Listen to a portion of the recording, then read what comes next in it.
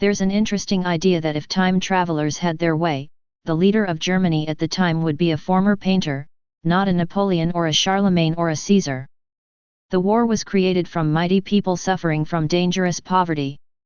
People were cold and hungry and angrily humbled, and capable of war. They were suffering from an unattainable set of peace treaties on top of the economy-choking Great Depression.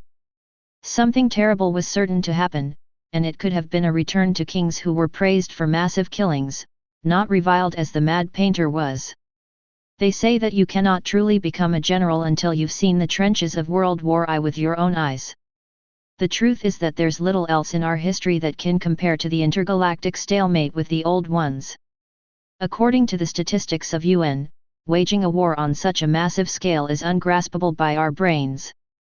To be able to make proper decisions, we need to study our past. The UN says observe trench warfare from the World War II, so that's what we do. The first sensation that hits me when time catches up to me, is the smell. 9 million dead soldiers, it's nothing compared to our standards, but some of them are rotting in the mud nearby. Just think for a moment, you're at CERN, the family starts experiment 45A, the smell of burnt wires, an odd noble gas. Other than that, it's a clean room. The central unit has been powered up for weeks, just to reach the correct voltage. Mother gives me a pair of thick leather boots, an antique textile army jacket, and a heavy pot helmet in some unrefined metal. The mud splashes as I flash into this place, just right before I hear Alice and the countdown, 5, 4, 3, 2, 1. A blaring noise suddenly rings out across the flat brown landscape. At first, my brain doesn't grasp the situation. The deafening siren rings in my ears, and then before I know what's what, someone tackles me from behind and together we tumble into the wet trench. The smell of death surrounds me. A moment later the ground starts shaking, and torrents of earth erupt all around us. My intestines feel like scrambled eggs, and my brain feels like it's leaking out of my ears. White noise. Soreness. Disorientation, smoke. Somewhere I think, it's raining Nazis. Someone pulls me to my feet. He waves a hand in front of my eyes, trying to make me focus, but the world keeps spinning. It's hard to make out his face through the dirt, but he's clearly angry. Speaking German, Alice begins to translate. The man finally lets me go, and I wobble a few steps before crashing into the brown water, retching. The gunmetal sky above shifts slowly, and drops of rain patter against my forehead, washing away the sick from my lips. Swirling discs of light dot my vision, and soon the world fades into a gray and brown gruel. Hey, kid!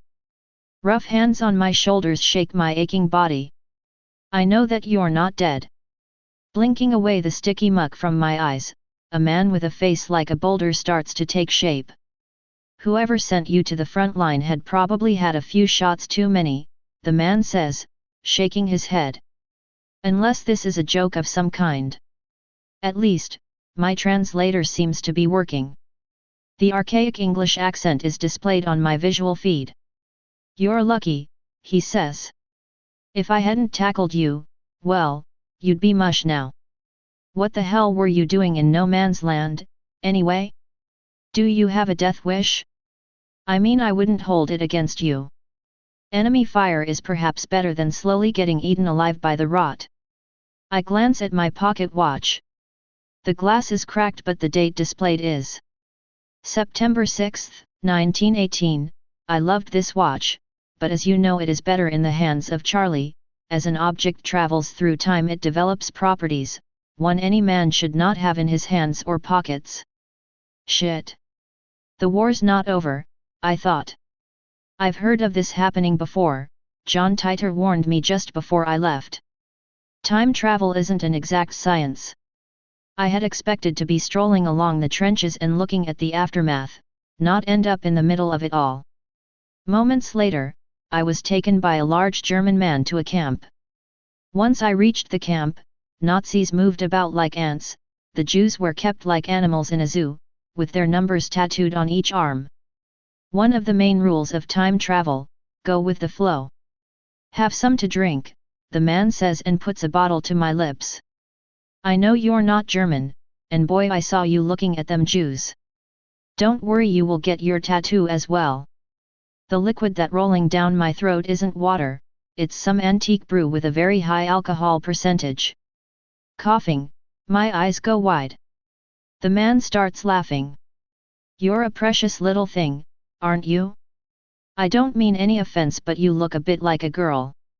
Maybe you have had too much to drink, I responded without thinking. I take a deep breath, looking around at the flimsy walls of the small tent. What happened? The smug smile melts away from his lips. His dark eyes narrow into slits. You are a Brit, he says after a drawn-out pause. God damn, we got a British spy. I need to go back out there. It'll be easier to land in the right time from here, I thought. I must have said it out loud because the man said, "You'll not be going anywhere." I have to, I said. What's your name, boy? He says stiffly. Edward. What's yours? Listen, Edward. You've broken several ribs, and I needed to amputate your left leg. The only reason you're not going silly with pain is that you're high on drugs. You're not going anywhere. What the hell are you talking about? I feel fine. Looking down, I spotted a large chunk of shrapnel hanging out of my leg. Wide-eyed, I throw off the blanket, feeling a flash of agony in my chest from the quick movement. Wrapped in blood-stained bandages, my left leg ends in a stump at the knee. I'm sorry, but the shrapnel will make it impossible to save. You will bleed out. Looking down, I grabbed hold of the warm metal, pulling it out of my leg in front of the old drunk. I need to get back. My voice cracks and tears start pooling in my eyes. Please stand aside, sir. The nanobots have started to heal my wound in my leg. The man's eyes widen as he sees this happening. Edward, are you ready? I hear Alice say from somewhere deep in my skull. Take me home, Alice, take me home. Moments later, after another flash of bright light. Alice, we're not home, I said. Yes, my dear Edward, something is wrong with the system. The same man was standing in front of me. You're him, I said. The irony of what he said twisted like a knife in my stomach. I watched the man limp over to his stool and take a seat. He picked up his brush and gently began stroking red lines onto his canvas, taking extreme care with every movement of his arm. He was not great at painting, but he was also not terrible, either. Amazing how such small failures can alter one's life so drastically, I thought as I walked over to where the man was sitting. I took a deep breath and raised the Beretta M9 pistol I had brought with me. It was time for me to head back, and I prayed the world I returned to would be significantly improved when I returned. I turned the safety off and took aim. Goodbye, Adolf, I muttered as I pulled the trigger. The sound of the gunshot bounced around the bunker I had been taken to. Just then another flash of light encased me, and I was sitting in the cafeteria at CERN looking down at the tattoo on my arm. This is the time I killed Hitler. After all, you really didn't think he killed himself, did you? Stay paranoid, my friends.